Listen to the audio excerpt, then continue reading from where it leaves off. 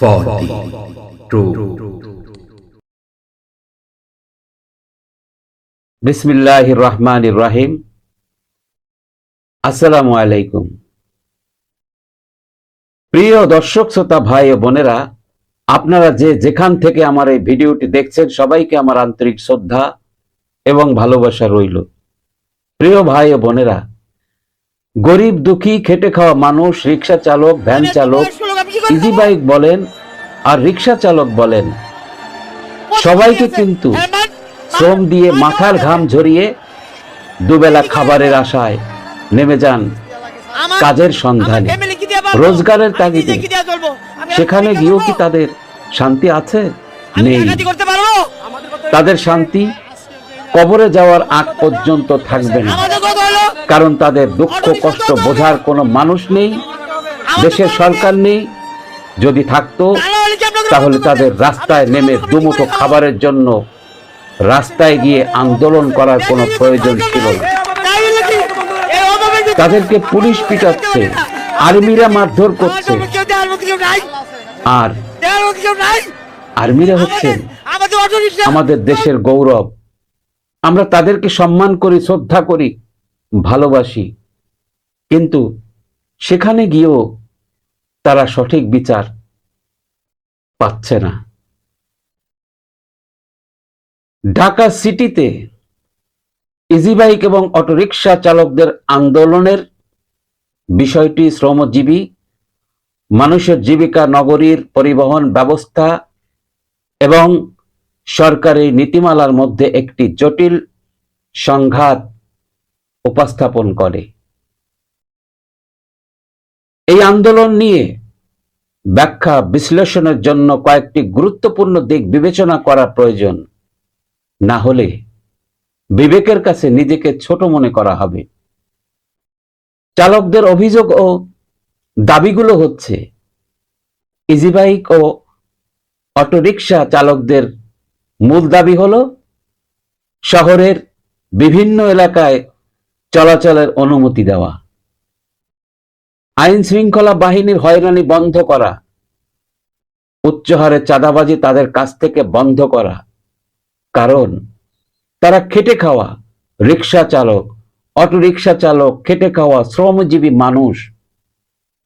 বিকল্প কর্মসংস্থানের ব্যবস্থা না করে তাদের কর্ম বন্ধ করা যাবে না।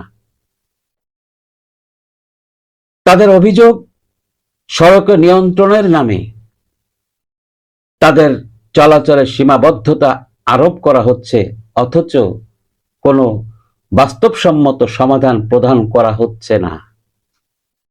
সরকার ও সিটি কর্পোরেশনের দৃষ্টিভঙ্গি, ঢাকা সিটি কর্পোরেশন ও ট্রাফিক পুলিশের মতে ইজি বাইক এবং অটোরিকশার অতিরিক্ত সংখ্যা নগরীর যানজট বাড়াচ্ছে।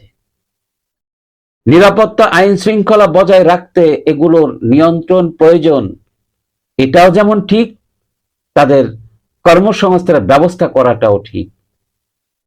নির্দিষ্ট এলাকায় ইজি বাইক চলাচলের অনুমতি দিলে তা পরিবহন নীতিমালার সঙ্গে সাংঘর্ষিক হতে পারে। সামাজিক ও অর্থনৈতিক প্রভাব, ইজি বাইক ও অটোরিকশা চালকরা সাধারণত নিম্নবিত্ত শ্রেণীর মানুষ, তারা গরিব। তাদের পরিবারে আর্থিক সংকট সৃষ্টি করতে পারে।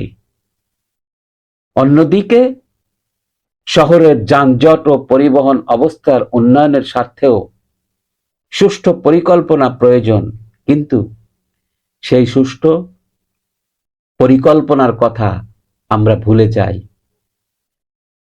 সমাধানের পথ, এই সমস্যা সমাধানের জন্য উভয় পক্ষের মধ্যে আলোচনা প্রয়োজন। কিছু প্রস্তাব হতে পারে, নির্দিষ্ট রুট ও সময় নির্ধারণ করে ইজি বাইক চলাচলের অনুমতি সরকার পক্ষ, ইজি বাইক রিক্সা চালকরা মিলে আলোচনার সুযোগ তৈরি করা, বিকল্প কর্মসংস্থানের ব্যবস্থা করা, চালকদের প্রশিক্ষণ ও আধুনিক যানবাহন ব্যবহারে তাদেরকে উৎসাহিত করা, সিটি কর্পোরেশনের উদ্যোগে টোকেন বা লাইসেন্স ব্যবহারের মাধ্যমে সড়ক ব্যবস্থাপনায় শৃঙ্খলা ফিরে আনা। এই আন্দোলনের মূল কারণ হল নীতিমালার ঘাটতি এবং কার্যকর সংলাপের অভাব। সরকার এবং সিটি কর্পোরেশনকে উচিত হবে চালকদের মানবিক দিক বিবেচনা করে দীর্ঘমেয়াদী সমাধানের দিকে এগিয়ে যাওয়া।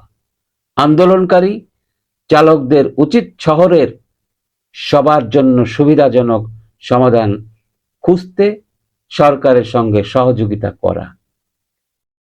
প্রিয় ভাই ও বোনেরা, আমার ভিডিওটি যদি ভালো লেগে থাকে তাহলে অবশ্যই কমেন্টস করে জানাবেন এবং চ্যানেলটিকে সাবস্ক্রাইব করবেন। লাইক, কমেন্টস, শেয়ার করে আমার পাশে থাকবেন। সবাইকে অনেক অনেক ধন্যবাদ জানিয়ে বিদায় নিচ্ছি। আল্লাহ হাফেজ।